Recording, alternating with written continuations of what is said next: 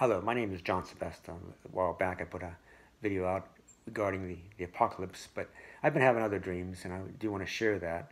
Before I begin, though, I do want to say that looking at all the videos out there currently about people having dreams, I want them to realize that how important it is that they're having these dreams.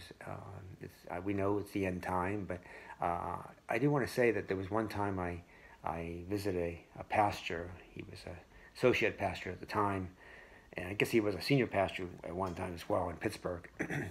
But when I was talking to him, I asked him real bluntly, do you ever have dreams of the church or of praising Jesus or anything involving the Christianity? And he quickly said no, he never had dreams. And this fellow, this man was a pastor. He was someone you would think would have dreams of that, and by asking him that question, I realized that it was quite a blessing, quite an honor to have dreams about Christianity, about Jesus, about the rapture. So I do want to say that if anyone is having these dreams, think of yourself as being, since chosen. You're being, chosen by God. God knows your name. And as a matter of fact, there's even a song out there. I was listening on K-Love, and the woman was singing that she was glad that Jesus knows her name. You might know the song, but when I was hearing it, I thought, wow, it's so true. To be that lucky, to be that fortunate, and I pretty much in that same situation where Jesus always knew my name, and my whole life's been affected by the Lord. Just recently, though, I do want to say I had two more dreams. One was about a couple months ago. It was I saw myself going into a room, and as I entered the room, I saw a bunch of young children. They were not, I guess they were very young. They were maybe in their late teens, very early 20s, and they were dressed in these blue and white robes. And I saw a minister that was teaching them at the same time in this one room, but behind the children, behind the youth, I guess I should say youth, there were older people. And these older people had long robes, or at least on their shirt they had these huge crosses, like like the type of thing you'd see in the Crusades. People would wear these shields, and on the shield you'd see this big cross. Well, that's what I saw on their robes. And so, and the older people, they were the older ones. They were like already in their 40s and 50s, and they were standing behind the youth. And when the speaker began speaking to the youth, the men or the people that had the crosses left the room quickly. And I was puzzled, why did they leave the room? And I guess I was listening in to what the minister was saying, or not this minister, but it was this leader was saying to the youth, and it was everything but Jesus. It was probably talking to him about, I don't know, maybe having a good feeling or something. It was having anything but Jesus. It had nothing to do with Christianity. And I realized then that the youth they're being lost. It's a lost generation.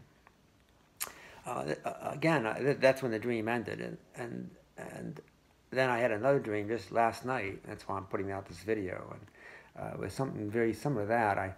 I found myself in an office building, and I was trying to reach out to people, telling them, Jesus is coming, and try to lead them to Jesus by saying, just understand who Jesus is, that he died for you, he's buried and rose again. And I tried to get them to at least admit it, like how it's written in Romans 10:9, that if you believe in your heart and say with your mouth that Jesus died for you, that he was buried and rose on the third day, you're saved. That's what I was trying to get them to do. I was trying to lead them to Jesus and have them at least say that and understand what the meaning of it was, all the meaning behind it, and that Jesus is the only way, that he is the truth, the life, and the way, that there's no other name below heaven that can save other than Jesus. So anyway, I was trying to point that across to them, and it was a complete failure. I tried and tried and tried. Matter of fact, at the very end of that dream, a fellow came up to me and said, take your faith out of here. I don't want any part of it. And that's when the dream ended. I actually woke up and my dog was licking me in the face, Coco. So it was time for a walk. It was like 4:30 in the morning, which is unusually early, but I took him for a walk. But the entire time this morning, I've been thinking about that dream. So I just want to say how important it is that you see that Jesus is the only way. That the time is very, very short.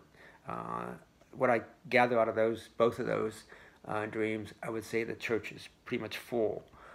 We're at a fullness now. So you see the door is closing. Like in the time of Noah, Jesus, I'm sure it was the Lord that closed the door of the ark, and he's closing it now. So time is very, very short. If you have any questions about anything I've said, please reach out to me. My name is John Sebesta. My phone number is 248-631-6800. I'm always here for anyone. And my email address is johnab123@att.net. Just John A, like an apple, be like a boy, 123@att.net.